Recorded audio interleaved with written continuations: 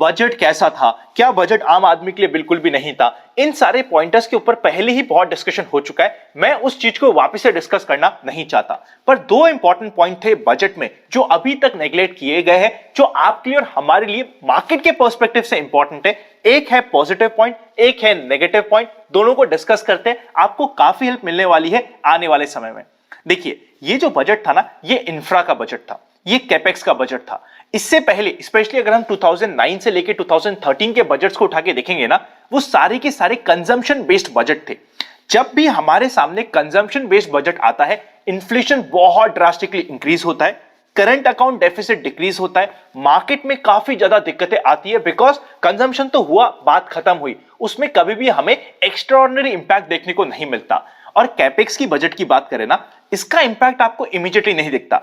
आप ये सोचिए कि कैपेक्स का बजट आया, अगले ही दिन से मार्केट बढ़ना चाहिए, हमें इकोनॉमी में सब कुछ ठीक होता हुआ दिखना चाहिए, ऐसा नहीं होता है। हमेशा कैपेक्स के बजट में टाइम लगता है, पर एज पर इकोनॉमिस्ट जो कैपेक्स का बजट होता है, उसका जो पॉजिटिव इंपैक्ट होता है वो हमेशा मल्टीप्लाई होते हुए आता है। और यह है सबसे पॉजिटिव पॉइंट इस बजट के बारे में। जितनी भी सेक्टर इंफ्रा के रिलेटेड है, उन सभी में पॉजिटिविटी हमें आने वाले मीडियम टर्म से लेके लॉन्ग टर्म के लिए हमारे फोकस में रह सकता है। अब बात करते हैं नेगेटिव पॉइंट की। एक ऐसा नेगेटिव पॉइंट मैं आपके सामने रखूंगा जो अभी से पहले आपने कभी नहीं सुना होगा, कोई भी डिस्कशन में रेयरली सुना होगा। वो नेगेटिव पॉइंट ये है, डेट मार्केट के रिलेटेड का पॉइंट है। 15 लाख करोड़ के ऊपर का गवर्नमेंट ने बोरिंग का फिगर दिखा दिया। देखिए, इक्विटी मार्केट में सच बोला जाए ना, आपको और हमें ज्यादा एक्सपेक्टेशंस नहीं थी। हमें पता था मार्केट ऑलरेडी अच्छा कर रहा है, इक्विटी मार्केट के लिए ज्यादा कुछ नहीं भी आया तो वी वर ओके। तो इक्विटी मार्केट में बजट के लिए कोई भी ज्यादा एक्सपेक्टेशंस नहीं थी। डेट मार्केट में बहुत एक्सपेक्टेशंस थी कि प्रेफरेंशियल टैक्सेशन आ सकता है, जिसकी वजह से बॉन्ड के इंडेक्स में हमारी एंट्री हो सकती है। वो तो हुआ नहीं, ऊपर से 15 लाख करोड़ के ऊपर का हमें सामने सामने आ गया बोरिंग का फिगर। और ये फिगर इतना बड़ा है कि मार्केट में ये वॉलेटिलिटी थोड़े समय के लिए हमारे सामने जरूर रिप्रेजेंट करेगा।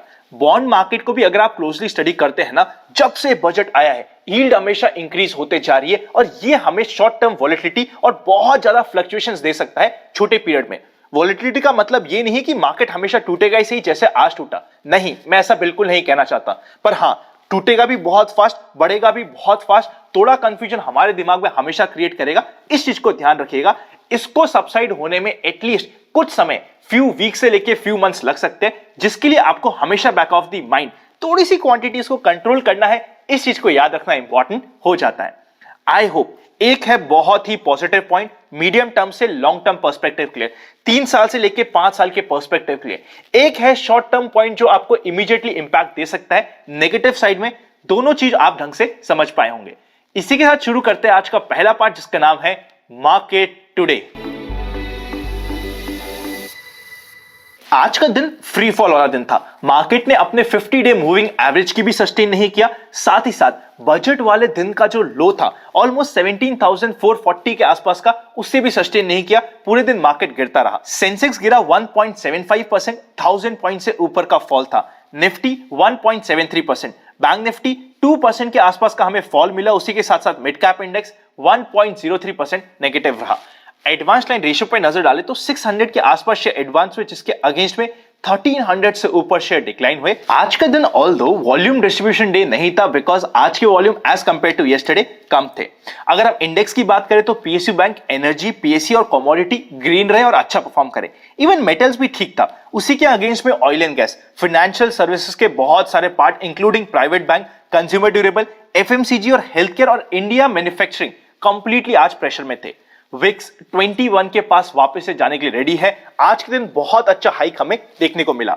अब निफ्टी के मोमेंट के ऊपर नजर डालते हैं। ओपनिंग हुई थी गैप डाउन 17,456 की। उसके बाद से ड्यूरिंग द डे हमेशा आपका इंट्राडे ऑप्शंस डेटा नेगेटिव था। Open for all free Telegram पे आपको 3 से 4 बार अपडेट किया कि आज का डेटा इंप्रूव नहीं हो रहा है, तो ड्यूरिंग द डे हम कंटिन्यूअस फॉल देख सकते हैं।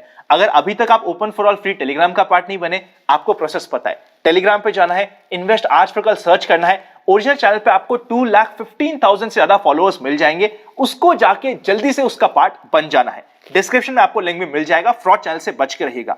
आज का लो बनता है 17,119 का, क्लोजिंग होती है 17,213 की। न्यूट्रल क्लोजिंग बोल सकते हैं। ओवरऑल वीक क्लोजिंग है, पर अपने बॉटम से 100 पॉइंट ऊपर है, इसलिए मैं न्यूट्रल क्लोजिंग बोल रहा हूं। ऑल्दो आज का हाई बना था 17,536 का। अब अगर इंपॉर्टेंट अपडेट्स की बात करें तो सबसे पहले क्रेनियल्स को यूएस एफडीए का अप्रूवल मिल चुका है। सेकंड, गोदरेज प्रॉपर्टी ने अपने रिजल्ट्स अनाउंस करे हैं, रेवेन्यू ग्रो हुए हैं 63% से ईयर ऑन ईयर बेसिस पे। फाइनली कैडिला हेल्थकेयर के भी रिजल्ट्स आ चुके हैं, ज्यादा ग्रोथ रेट नहीं है, 0.06% की हमें रेवेन्यू ग्रोथ रेट देखने को मिली है। ईयर ऑन ईयर बेसिस पे 36,055 करोड़ के आसपास का रेवेन्यू हो चुका है। चलते हैं नेक्स्ट सेक्शन पे जिसका नाम है एफआईआईज एंड डीआईआईज एक्शन। आज के दिन एफआईआईज ने और डीआईआईज ने साथ में मिलकर काम किया, और काम भी किया वो जो आपको और हमें ज्यादा पसंद नहीं है। एफआईआईज ने की 1000 करोड़ के ऊपर की सेलिंग, डीआईआईज ने की 1300 करोड़ के ऊपर की सेलिंग। जब तक एफआईआईज सेलिंग स्टॉप नहीं करते हमारे लिए कॉशियस पॉइंट है। अगर हम बात करें फ्यूचर एंड ऑप्शंस में, वहां पे भी एफआईआईज बहुत ही ज्यादा कॉशियस बने हुए, रेदर नेगेटिव साइड पे ही बने हुए हैं। टॉप अगर हम 500 स्टॉक्स की बात करें जो निफ्टी 500 होता है, वहां पे भी अगर एफआईआईज की होल्डिंग की बात करें, वन ऑफ द लोएस्ट पे पहुंच चुकी है पिछले कुछ सालों में, जो हमारे लिए कॉशियस पॉइंट हो जाता है। चलते हैं नेक्स्ट सेक्शन पे जिसका नाम है व्यूअर्स क्वेरी। सबसे पहली क्वेरी बहुत अच्छी क्वेरी है। क्वेरी ये है कि हमने एसएफएम में पढ़ा है, आई एम वेरी श्योर ये एक सीए के स्टूडेंट है, क्वेरी बहुत अच्छी है। हमने एसएफएम में ये पढ़ा है कि जब भी इंटरेस्ट रेट बढ़ती है, जैसे अभी यूएस एफडीए बोल रहा है कि यहां पर इंटरेस्ट रेट बढ़ेगी, और ऑलमोस्ट 8 से 9 इंटरेस्ट रेट हाइक हमें बैक टू बैक देखने को मिल सकते हैं, जहां पे हमें इंटरेस्ट रेट बढ़ती हुई मिल सकती है ऑलमोस्ट 2% के आसपास की। इस समय में डेट मार्केट में इमीडिएटली नेगेटिव इंपैक्ट आता है बिकॉज ऑफ इंक्रीजिंग इंटरेस्ट, और M2M हमें लॉस आता है। आप बिल्कुल सही कह रहे हैं, इसीलिए मैंने आपको कहा है कि अगर आप बॉन्ड्स में इन्वेस्ट करना चाहते हैं तो आपको शॉर्ट टर्म सेलेक्ट करते हुए बॉन्ड्स में इन्वेस्ट करना चाहिए। बॉन्ड्स की यील्ड्स यूजुअली ज्यादा होती है। अगर आपने अभी तक कल एक स्पेशल वीडियो, एक मास्टर क्लास आई थी बॉन्ड्स के ऊपर, उसे चेकआउट नहीं किया तो ऊपर आई बटन पे आपको लिंक मिल जाएगा, उसको चेकआउट करना बहुत इंपॉर्टेंट है। और डेट मार्केट आपके लिए काफी इंपॉर्टेंट होने वाला है। शॉर्ट टर्म डेट में इन्वेस्टमेंट करने की बात इसलिए करी थी बिकॉज इंटरेस्ट रेट बढ़ सकती है, वरना मैं आपको मीडियम टर्म या लॉन्ग टर्म डेट भी बोल सकता था। शॉर्ट टर्म डेट में रोल ओवर बहुत जल्दी होता है। सपोज करते हैं 9 महीने का रोल ओवर है, तो जैसे ही इंटरेस्ट रेट ज्यादा हाइक होगी उससे पहले आपका रोल ओवर हो चुका होगा at higher rate of interest, और आपके ऊपर इंपैक्ट सबसे कम आने वाला है। नेक्स्ट क्वेश्चन बहुत अच्छा क्वेश्चन है, येस बैंक से रिलेटेड क्वेश्चन है कि आज के दिन मार्केट करेक्ट हुआ फिर भी येस बैंक स्ट्रांगली हेल्ड हुआ। येस बैंक में देखा जाए ना, मैंने कभी भी येस बैंक में इन्वेस्टमेंट नहीं किया था, पर पिछले 2 क्वार्टर के रिजल्ट्स आ चुके हैं येस बैंक के काफी अच्छे। कभी भी ये 14, 15 और 16 के लेवल के ऊपर सस्टेन करता है तो एक अच्छा मोमेंटम आ सकता है। एक ऐसा स्टॉक है जिसको मैं वापस से अपने नोटिस में, एटलीस्ट वॉच लिस्ट में डालना स्टार्ट किया हूं, just because last 2 quarterly results बहुत अच्छे हैं। ये क्वार्टरली रिजल्ट्स अगर वापस से अच्छा आता है, एनपीए रिड्यूस होती है, ईपीएस थोड़ी सी बढ़ती है, तो ये हमारे लिए एक पॉजिटिव एडेड प्लस पॉइंट हो सकता है। जिस तरीके का ये स्टॉक परफॉर्म कर रहा है, मुझे लग भी रहा है कि वेरी हाई चांसेस कि ऐसा कुछ हो सकता है। अभी आज के दिन 13.95 पे स्टेबल स्टॉक है और अभी भी अपनी स्ट्रेंथ प्रूव कर रहा है, जिसका सबसे मेन कारण हो जाता है लास्ट 2 क्वार्टरली रिजल्ट्स में इंप्रूवमेंट आना। हो सकता है 1 से 2 महीने या 1 से 2 क्वार्टर मैक्सिमम और लग जाए, पर यह एक ऐसा स्टॉक है जो आने वाले समय में वापस से मेरे रडार पे आ जाएगा। मैंने आपको हमेशा कहा था मैं किसी भी स्टॉक के अगेंस्ट नहीं हूं, मुझे किसी भी स्टॉक के नाम से फर्क नहीं पड़ता अगर वो अपना काम ठीक कर ले। जैसे येस बैंक ने अपने रिजल्ट्स को थोड़ा सा अच्छा करना स्टार्ट किया, मैं वापस उसको नोटिस में डाल दूंगा। मैंने कोई मम्मी कसम नहीं खाई कि मैं येस बैंक को हाथ नहीं लगाऊंगा, बिकॉज मैंने हर एक लेवल पे 300 पे मना किया था, 200 पे मना किया था, 100 पे, 50 पे, 40 पे, 30 पे मना किया था, बिकॉज उस समय तक इसके रिजल्ट सपोर्ट नहीं कर रहे थे।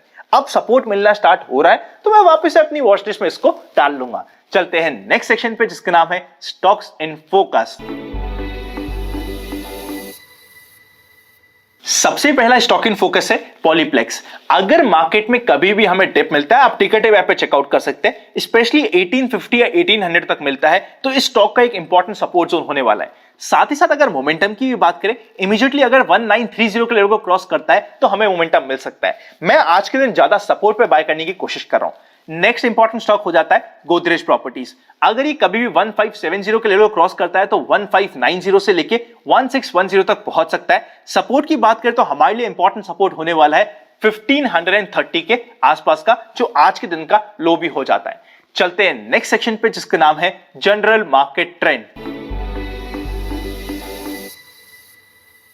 अब आप याद कीजिए, जब मार्केट 17,800 के आसपास था, मेंबर्स को स्पेशली रात में last week mid week video बना के लेट नाइट वीडियो आया था वेडनेसडे रात को कि यहां पे प्रॉफिट बुकिंग करनी है। मैं जो आपको रेंज में प्ले करने की बात कर रहा हूं उसकी हाई रेंज पे, क्या वो काम की चीज नहीं थी? देखिए, रेंज को प्ले करने का यही तरीका होता है, जिस समय हर कोई बुलिश हो जाए बिकॉज वो रेंज के हम हायर एंड पे हमें प्रॉफिट बुकिंग करनी पड़ेगी। अभी भी जनरल मार्केट ट्रेंड न्यूट्रल है, वॉल्यूम डिस्ट्रीब्यूशन डेज का काउंट है 4, तो उसके अकॉर्डिंग काम करना जरूरी हो जाता है। क्वांटिटीज को ओवरऑल कंट्रोल करेंगे, वैसे तो आपके साथ भी रेगुलरली बात हो रही है, क्वांटिटीज को कंट्रोल करते हैं तो चीजें हमारे लिए सेफ बनी रहेगी। चलते हैं नेक्स्ट सेक्शन पे, जिसका नाम है एक्सपेक्टेशंस फ्रॉम टुमारोज मार्केट। सबसे पहले कॉल का ISO point range 18,000, second ISO point range 17,500 and third ISO point range 18,500 का। मेजर रेजिस्टेंस हमें मिलेगा 17,350 के आसपास का। अगर एक बार मार्केट 17,350 को क्रॉस करके ऊपर सस्टेन करता है, एक नई स्ट्रेंथ और थोड़ा बहुत हमें पुल बैक देखने को मिल सकता है। सपोर्ट की बात करें तो पुट का ISO point range 16,500, second ISO point range 17,000 and third ISO point range 18,000 पे। इमीडिएट सपोर्ट हमें मिलता है 17,000 पे। पुट कॉल रेशियो है 0.70 पे। धीरे धीरे हम बहुत ज्यादा ओवरसोल्ड की जोन पे जाते जा रहे हैं, इसलिए कभी भी हमें थोड़े पुल बैक्स मिलना स्टार्ट हो सकते हैं। अब आपके सामने निफ्टी का कंप्लीट चार्ट प्रेजेंट है, आप इधर चेकआउट करिए। 17,800 था, जरूरत पड़े तो इवन आनंद का फंडा उठा के देखिएगा, जहां पे हमने प्रॉफिट बुकिंग की बात करी थी। अब अगर हम बात करें तो अब मार्केट में, जब मार्केट में ऑलरेडी डिप आ चुका है, उस समय शॉर्टिंग नहीं होती है, बाइंग होती है हमेशा कंट्रोल क्वांटिटी में। मैं बहुत ज्यादा बाइंग के फेवर में भी नहीं हूं, बट यहां पे जिस लेवल पे हम हैं अराउंड 17,000, थोड़े बहुत हमें पुल बैक मिलने के चांसेस मैक्सिमम होते हैं। अगर मार्केट कभी भी 17,000 को क्रॉस करके ब्रेक करके नीचे की साइड जाता है, 16,800 पे अल्टीमेट सपोर्ट आता है, जहां से बाउंसेस आने के काफी चांसेस बने रहेंगे। ये जो मैं बाउंस की बात कर रहा हूं, ये प्योरली मैं डेड कैट बाउंस की या छोटा मोटा रिट्रेसमेंट वाले बाउंस की बात कर रहा हूं। अभी भी मार्केट अपनी स्ट्रेंथ को प्रूव नहीं कर रहा है। ओवरऑल मार्केट न्यूट्रल है। ओवरऑल मार्केट में मैं बहुत ज्यादा बुलिश आज के दिन नहीं हूं। Just because put call ratio बहुत ज्यादा ओवरसोल्ड हो गया है, हमें थोड़े बहुत पुलबैक्स मिलने स्टार्ट हो सकते हैं, स्पेशली अगर पुट कॉल रेशियो 0.65 के नीचे रहता है, कुछ घंटे तक सस्टेन करता है तो। साथ ही साथ हमें एक्सटर्नल फैक्टर्स, आरबीआई की पॉलिसी भी आने वाली है, जिसके ऊपर काफी चीजें इंपैक्ट करेगी। कल का दिन इंपॉर्टेंट होने वाला है। अगर मार्केट कभी भी, वैसे तो 17,350 का लेवल है, अगर इसके ऊपर सस्टेन होता है तो मार्केट ओवरसोल्ड होने के बाद भी पुल बैक देता है, ये प्रूव करेगा। अगर मार्केट किसी भी कारण से 17,000 के नीचे जाता है, यहां पे पेन हमारे लिए और भी बढ़ सकता है। वीडियो अच्छा लगे तो लाइक करे बिना मत जाइएगा। अभी तक डीमैट अकाउंट नहीं है तो डिस्क्रिप्शन में demat account open links, private channel पर जुड़ने का प्रोसेस, वरना आप चाहे तो ज्वाइन बटन मेंबरशिप पे कंसीडर कर सकते हैं। मोबाइल ऐप पे अगर आप मेंबरशिप लेना चाहते हैं तो लिंक्स डिस्क्रिप्शन में मिल जाएंगे। सी यू वेरी सून।